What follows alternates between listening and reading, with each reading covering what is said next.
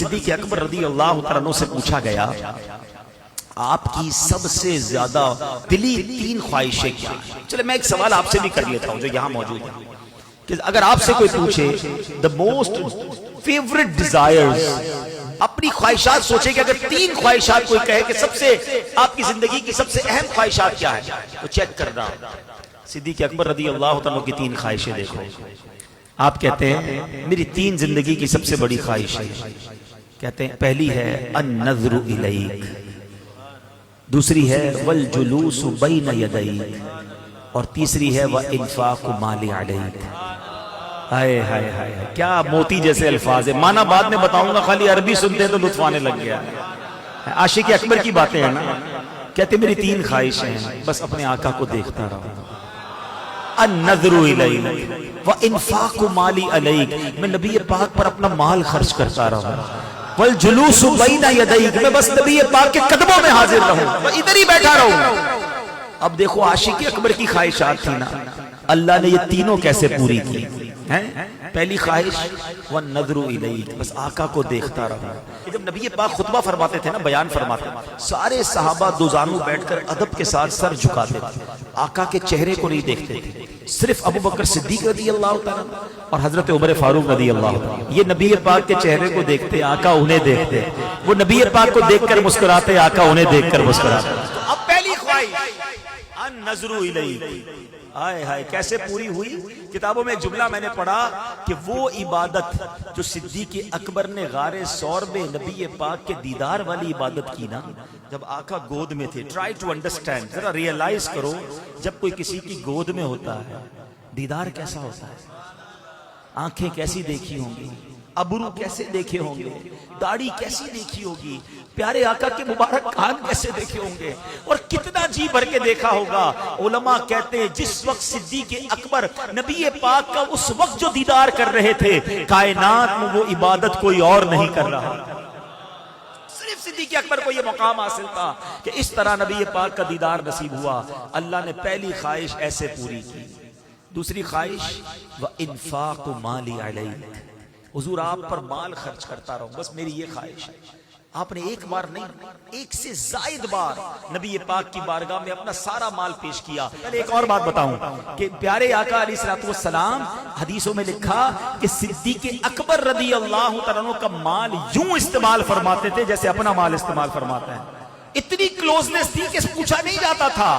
نبی پاک صدیق اکبر کے مال کو استعمال فرماتے. اور وہ حدیث اللہ اکبر آپ فرماتے جس کا مضمون ہے جتنے لوگوں نے مجھ پر احسان کیا میں نے سب کا احسان چکا دیا، مگر ابو بکر نے جو مجھ پر احسان کیا ہے قیامت کے دن اس کا بدلہ میں رب سے لے کے اسے لوٹاؤں گا. اللہ اکبر، کس کس شان کو بیان کیا جائے. اللہ کے حبیب کی دعائیں کس طرح انہوں نے لی. ارے بلال حبشی سے کون محبت نہیں کرتا، ہمارے عاشقوں کے امام ہیں، مؤذن رسول ہیں، انہیں چھڑا کر کون لایا. امیہ جو تھا اتنا ظلم کرتا تھا، ابو بکر صدیق قریب سے گزرے، دیکھا بلال کو مار رہے ہیں، تپتی ریت پر لٹاتے ہیں. آپ نے اس کے مالک سے کہا کیوں تنگ کرتے ہو، یہ مسلمان ہو گیا ہے کیوں مارتے ہو. کہا ابو بکر تمہیں بڑا شوق ہے، خرید لو اسے. آپ نے بتاؤ کتنے پیسے لوگے. وہ تھوڑے پیسے بتاتا، آپ نے کہا اوکے. وہ اور پیسے بڑھاتا، آپ نے کہا ٹھیک ہے. وہ ڈیل ڈن کرتا، پھر پیسے بڑھا دیتا. وہ جتنے مانگتا رہا آپ بڑھاتے رہے. آخرکار ایک رقم پر فیصلہ ہو گیا. آپ نے جب پیسے دیے،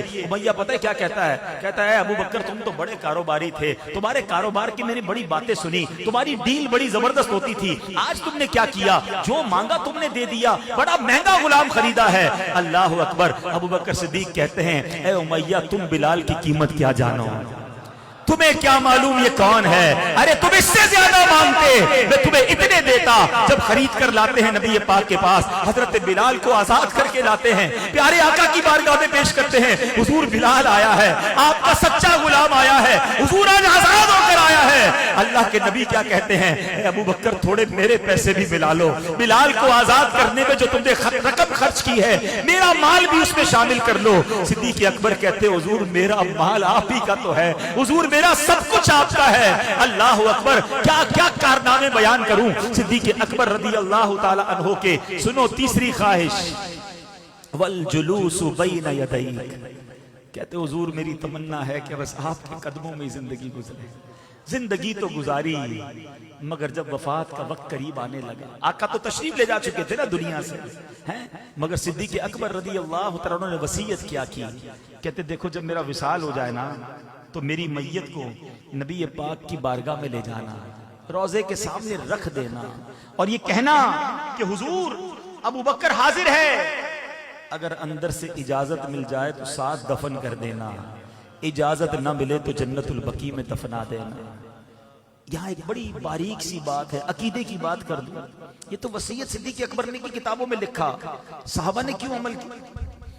کیونکہ صحابہ جانتے تھے کہ حضور مزار میں حیات ہیں، سارے صحابہ کا اس وصیت پہ عمل کرنا کہ حضور سنتے بھی ہیں، جانتے بھی ہیں، دیکھتے بھی ہیں، تو زندہ ہے واللہ، تو زندہ ہے واللہ، میرے چشم عالم سے چھپ جانے والے اے عاشقو تمہیں مبارک ہو، یہی صحابہ کا عقیدہ ہے۔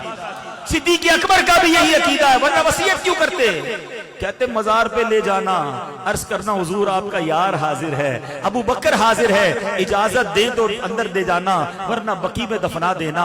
صحابہ نے اس وصیت پر عمل کیا، آپ کی میت کو نبی پاک کے روضے کے سامنے رکھا گیا اور عرض کیا گیا السلام علیک یا رسول اللہ، ابو بکر حاضر ہے۔ سنو، دروازہ کھلتا ہے، تالا کھلتا ہے اور اندر سے آواز آتی ہے ادخلوا الحبیب الی الحبیب فإن الحبیب الی الحبیب مشتاق۔ اب حبیب کو حبیب کے پاس لے آؤ کیونکہ حبیب کو حبیب سے ملنے کا اشتیاق ہے۔